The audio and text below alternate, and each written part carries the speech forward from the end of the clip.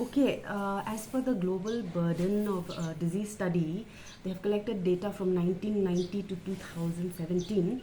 It has shown that there are about 354 cases per 1 lakh population so far.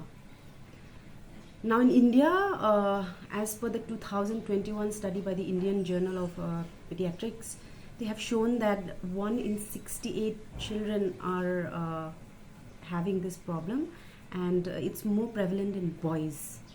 Problems and setbacks, because we don't have a lot of special schools to cater to their needs. I have seen a lot of children come from the far-flung areas. It's very difficult from a child who comes from Maukarwat. Where does he go? He has to come all the way to Shillong to avail the facilities that we provide for special care children. We need to have centers at every district with a special educator. That is one setback we have. And then that is my concern for the rural population. Where do they go? And they cannot send the child here to Shillong, to the city, because it's an everyday class, and then they have to think about the logistic on where do we put up our child. And so these are the setbacks we are facing.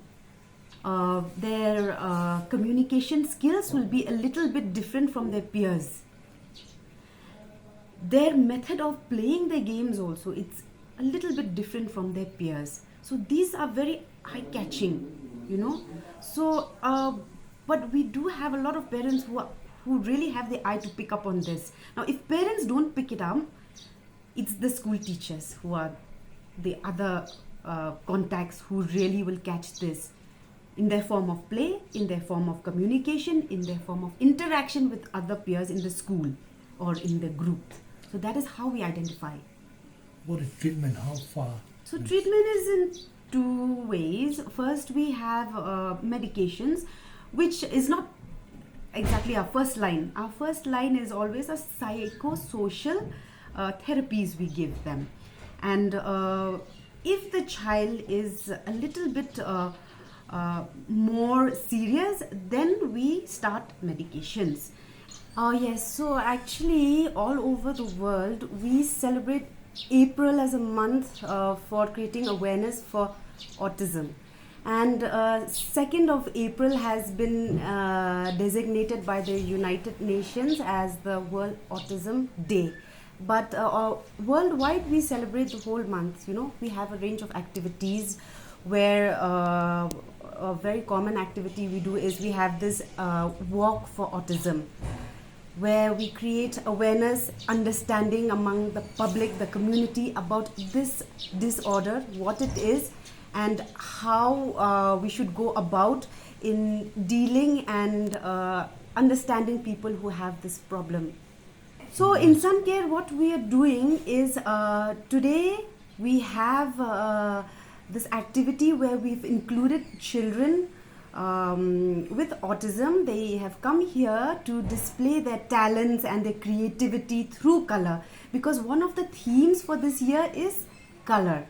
So what we mean by color is that a lot of our children and even adults who are having this problem, they have special talents and abilities, so which we are highlighting on this day.